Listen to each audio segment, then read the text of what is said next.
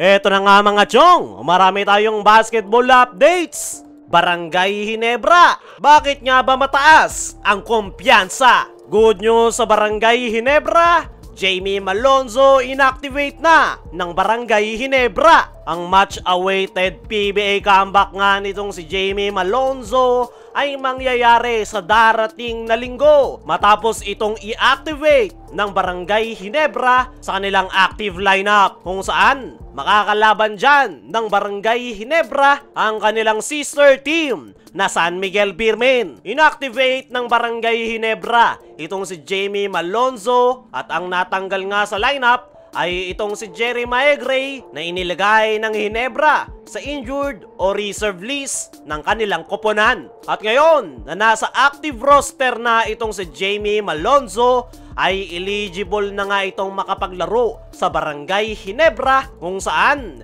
yan nga yung kanyang magiging first game ngayong season after 9 months matapos siyang tamaan ng calf injury last April kontra Northport Batampier. Nabanggit na nga ni Coach Tim noong mga nakaraan na ang target na pagbabalik ni Malonzo ay January. Ganun rin si Isaac Go. At mukhang naaayon nga ang lahat sa kanilang plano dahil nakabalik na nga sa wakas si Jamie Malonzo sa kanilang kupunan. Huling namataan itong si Jamie Malonzo sa nakalipas na Christmas Clasico, kung saan na-ambush interview ang nasabing gwardya, kung saan marami daw ang nagsasabi sa kanya na tumaba, pero ang totoo ay nagpapalaki raw ito ng katawan dahil kailangan niya ng more muscles. At isang napakagandang balita nga para sa kupunan ni Coach Tim Cone, ang pagkakabalik nitong si Jamie Malonzo sa active roster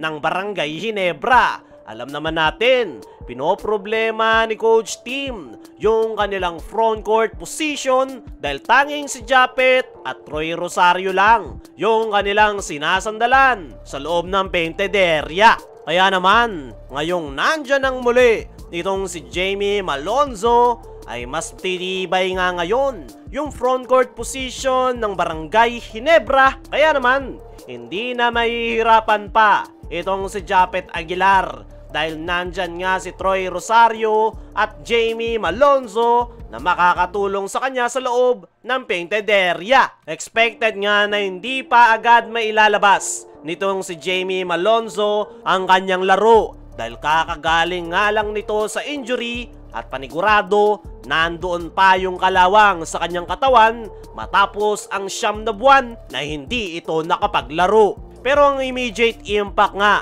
nitong si Malonzo para sa Barangay Ginebra ay yung kanyang presence sa loob ng painted area. Malaking tulong na para sa Barangay Ginebra na nasa loob si Jamie para mailang yung opensa ng kalaban nilang kupunan. Magagamit rin ni Coach Tim Cone yung pagpapalaki ng katawan ngayon nitong si Jamie Malonzo dahil mga naglalaki ang imports nga ang meron ngayon ay yung ibang kupunan. Kaya naman, hindi basta-bastang maitutulak itong si Malonzo dahil kakayanin itong makipagbalyahan sa loob ng painted area. At panigurado, hindi mawawala yung instinct nitong si Jamie Malonzo pagdating sa depensa. Ang expected lang na hindi maipapakita ni Malonzo ay yung kanyang athleticism. Pero yung kanyang outside shooting ay malaki pa rin ang maitutulong para sa kanyang kupunan. Kaya naman, isang malaking boost talaga para sa kupunan ni Coach Tim Cone ang pagbabalik in action nitong si Jamie Malonzo dahil mas magkakaroon na nga ngayon si Coach Tim ng additional option kung kinakailangan niyang balasahin yung kanyang frontcourt position. Dumako naman tayo dito sa kabilang balita.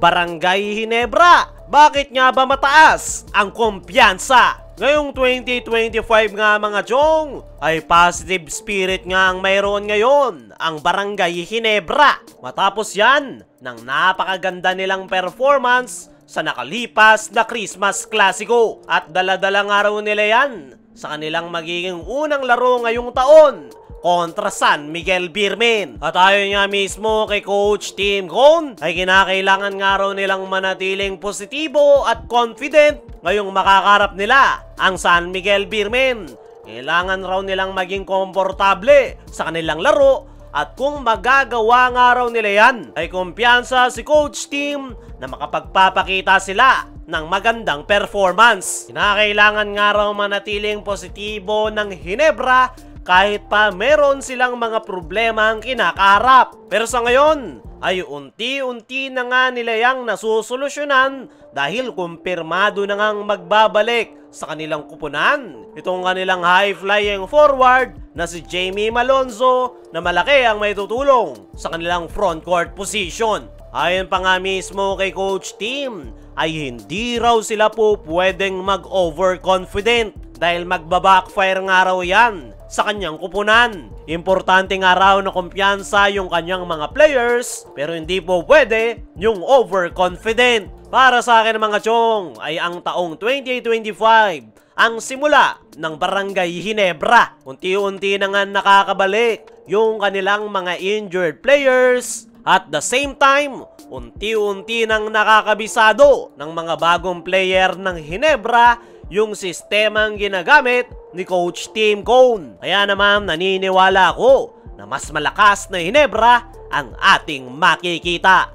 Kaya mga chong, ano ang masasabi nyo na positibo ang Barangay Hinebra ngayong 2025? Ano rin yung masasabi nyo sa comeback ni Jamie Malonzo sa Barangay Hinebra? I-comment mo lang dyan sa ibaba.